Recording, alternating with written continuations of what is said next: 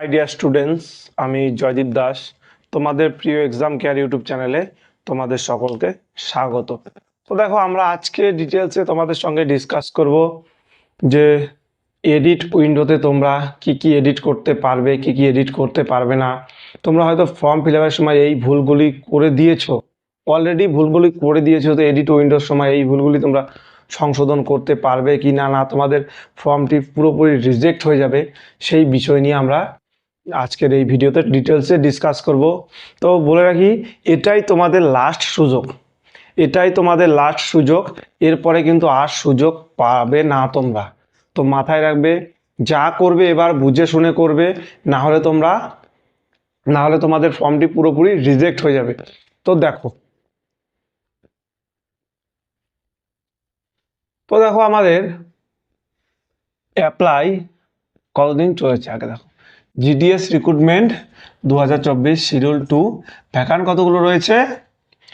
44,228টি vacant রয়েছে।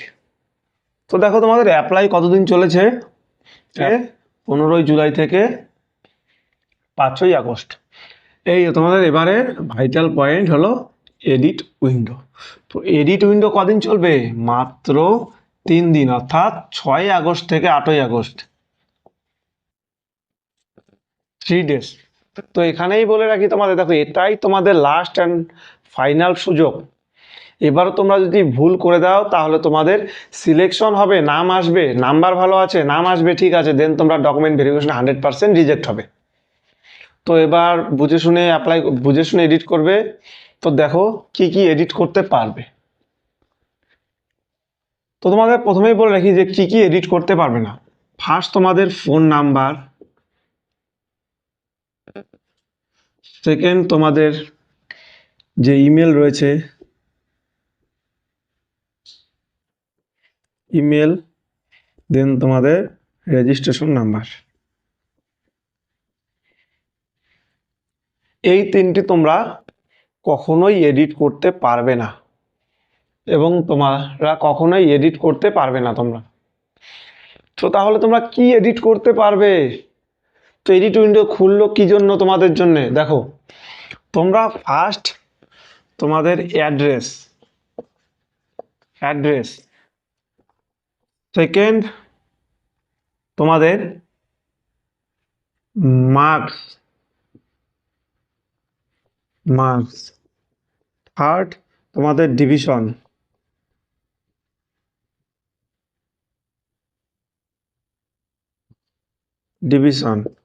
Fourth তোমাদের post preference,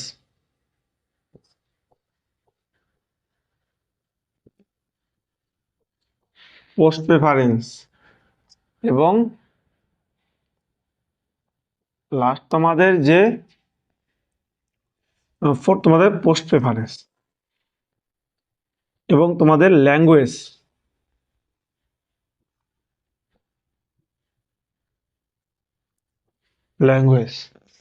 তো দেখো, তোমরা এডিট করতে পারবে কি কি পারবে না। Phone number, email, registration number, এই তিনটি তোমরা কখনোই এডিট করতে পারবে না।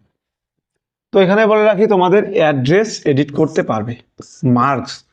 মার্কসের প্রসঙ্গে বলে রাখি, যেহেতু জিডিএস একটি মেরিট বেস সিলেকশন, তোমাদের অপশনাল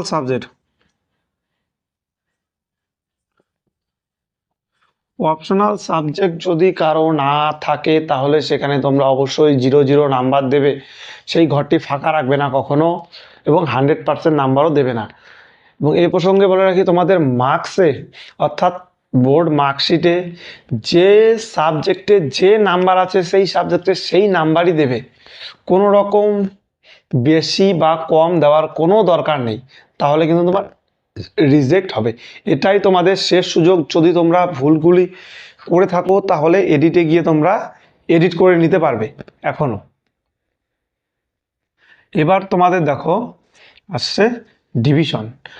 ডিভিশনের প্রসঙ্গে একটা কথা বলে রাখি, এখানে সবাই কমেন্ট করছে কি যে স্যার আমি ওয়েস্ট বেঙ্গল থেকে পড়েছি, আমার ল্যাঙ্গুয়েজ ছিল বাংলা, তো আমি কি কোনো হিন্দি ডিভিশনে অ্যাপ্লাই করতে পারবো? না, তুমি একদমই হিন্দি ডিভিশনে অ্যাপ্লাই করতে পারবে না। তো দেখো, ওয়েস্ট বেঙ্গল থেকে অনেকেই আসামে অ্যাপ্লাই করে, আসামের ক্ষেত্রে দেখো, আসামের শুধুমাত্র এবারে একটা ডিভিশনেই, আসামের ক্ষেত্রে শুধুমাত্র তোমাদের একটা ডিভিশনেই বেঙ্গলি ল্যাঙ্গুয়েজ রয়েছে।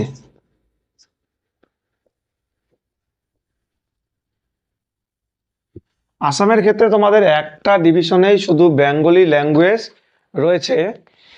সেই ডিভিশনটা হলো ডিভিশনেই তোমরা অ্যাপ্লাই করতে পারবে যাদের বেঙ্গলি ল্যাঙ্গুয়েজ ছিল। তো দেখো, আসামে যদি তোমরা যাদের বেঙ্গলি ল্যাঙ্গুয়েজ ছিল তারা যদি কাচার বাদে অন্য কোনো ডিভিশনে অ্যাপ্লাই করো তাহলে তোমাদের ফর্ম 100% রিজেক্ট হবে। কেননা জিডিএস এর যে নোটিফিকেশন সেখানে স্পষ্ট বলা আছে যে তোমাদের লোকাল ল্যাঙ্গুয়েজ জানতে হবে, অর্থাৎ তোমরা যে ডিভিশনে অ্যাপ্লাই করবে সেই ডিভিশনের লোকাল ল্যাঙ্গুয়েজ জানতে হবে। দেখো, আমরা যারা ওয়েস্ট বেঙ্গল থেকে পড়েছি তাদের কিন্তু অ্যাসামিস বা যে ওদের যা আসামিস ল্যাঙ্গুয়েজ সেগুলো থাকে না, তাই শুধুমাত্র তাদের থাকে বেঙ্গলি বা ইংলিশ। তো আসামে শুধু একটাই ডিভিশন রয়েছে, কাচার ডিভিশন। তো সেই ডিভিশনেই শুধু বেঙ্গলি ল্যাঙ্গুয়েজের ক্যান্ডিডেটরা অ্যাপ্লাই করতে পারবে। তো তোমাদের সম্পূর্ণ ক্লিয়ার হলো আসাম, বা আসাম কেন বলো, তোমরা যে কোনো ডিভিশনে অ্যাপ্লাই করবে সেই ডিভিশনের ল্যাঙ্গুয়েজটা দেখে নেবে সে কী ল্যাঙ্গুয়েজ রয়েছে, সেখানকার লোকাল ল্যাঙ্গুয়েজ কী রয়েছে। সেখানকার লোকাল ল্যাঙ্গুয়েজের মধ্যে তোমার সাবজেক্ট যদি একটা থাকে, অর্থাৎ বাংলা, ইংলিশ, যে কোনো লোকাল ল্যাঙ্গুয়েজ, সেই সাবজেক্ট যদি তোমার থাকে ক্লাস 10-এ তাহলেই তুমি অ্যাপ্লাই করবে সেই ডিভিশনে, না হলে তুমি অ্যাপ্লাই করবে না। যদি অ্যাপ্লাই করো নাম আসবে ঠিক আছে, তোমাদের ডকুমেন্ট ভেরিফিকেশন সময় তুমি তাহলে রিজেক্ট হয়ে যাবে। তো বোঝা গেল। তো তোমরা যদি এই ভুলটি করে থাকো তাহলে তোমরা এডিট অপশানে গিয়ে এই ভুলটি অবশ্যই চেঞ্জ করে নেবে, না হলে তোমাদের ফর্ম কিন্তু রিজেক্ট করে দেবে ডকুমেন্ট ভেরিফিকেশনের সময়। তো এবারে দেখো, তো ডিভিশনের ব্যাপারটা তোমাদের ক্লিয়ার হলো। এবার দেখো পোস্ট প্রেফারেন্স, যে তোমরা আমাদের যে পোস্ট প্রেফারেন্স নিয়ে একদম ডিটেলসে বেসিক থেকে একদম সুন্দর করে বোঝানো রয়েছে। তো সেই পোস্ট প্রেফারেন্সের ভিডিওটি দেখবে। যদি তোমরা পোস্ট প্রেফারেন্স ভুল করে কোথাও দিয়ে থাকো তাহলে পোস্ট প্রেফারেন্স চেঞ্জ করতে পারবে। ওই ভিডিওটি দেখো, দেখার পরে তোমরা যদি পোস্ট প্রেফারেন্স চেঞ্জ করতে ইচ্ছে হয়, যে তোমরা ইউআর ক্যান্ডিডেট বা তোমরা ওবিসি, এসসি, মানে কোনো একটা কাস্ট কমিউনিটির ক্যান্ডিডেট, কিন্তু তোমরা ভুল করে ইউআরের যে পোস্টগুলি রয়েছে সেই পোস্টগুলিকে আগে দিয়েছো, তো সেখানে তোমার সিলেকশনের চান্স কিছুটা কমে যাবে। যদি ওবিসি থেকে বিলং করো তাহলে ওবিসির যে পোস্টগুলো রয়েছে সেই পোস্টগুলোকে আগে দিলে তোমার সিলেকশনের চান্স বাকিদের থেকে বেড়ে যাবে। এই নিয়ে ডিটেলসে একদম ডিসকাস করা রয়েছে যে পোস্ট প্রেফারেন্স কীভাবে দিতে হয়। সেই পোস্ট প্রেফারেন্সটি ভিডিওটি দেখে তোমরা পোস্ট প্রেফারেন্স চেঞ্জ করলেও করতে পারো যদি তোমরা ঠিকঠাক পোস্ট প্রেফারেন্স না দিয়ে থাকো, কেননা এটা টোটালি মেরিট বেস সিলেকশন। তো এই ক্ষেত্রে তোমার পোস্ট প্রেফারেন্সটা একদম খুব গুরুত্বপূর্ণ বিষয়। তো তোমরা পোস্ট প্রেফারেন্সও চেঞ্জ করতে পারবে। দেন তোমাদের ল্যাঙ্গুয়েজ চেঞ্জ করতে পারবে। তোমরা বেঙ্গলি, ইংলিশ যাই বলো সে ল্যাঙ্গুয়েজ তোমরা চেঞ্জ করতে পারবে। চেঞ্জ করে কোন ল্যাঙ্গুয়েজ দেবে সেটা যেন তোমার মাধ্যমিকের সাবজেক্টের মধ্যে থাকে, যে ল্যাঙ্গুয়েজটাই তুমি দেবে। তো এবারে দেখো, তো এবারে বলছি যে তোমরা এডিট করলে, তো এডিট অপশানে ক্লিক করলে, করার সাথে সাথে তোমার যে আগের ফর্মটি ছিল না সেই ফর্মে যে ডাটা এন্ট্রি করেছো, অর্থাৎ তোমার নাম, অ্যাড্রেস যা যা দিয়েছো সব দেখবে চলে যাবে, কিচ্ছু থাকবে না, শুধু তোমার নাম, ফোন নাম্বার, রেজিস্ট্রেশন আর ইমেলটাই থাকবে। তো তোমরা যা যা চেঞ্জ করার সেগুলো তো বলে দিলাম, কিভাবে চেঞ্জ করবে, কেন করবে, কি জন্য করবে। তো চেঞ্জ যদি করো তাহলে করার পরে ফর্মটি অবশ্যই সাবমিট করবে। তোমরা সাবমিট করবে, কেননা কোনো সার্ভার চলে গেল বা সার্ভার ক্র্যাশ হয়ে গেল, ফর্মটি সাবমিট করতে পারলে না, সেক্ষেত্রে কিন্তু তোমার ফর্মটি রিজেক্ট হওয়ার চান্স থাকবে।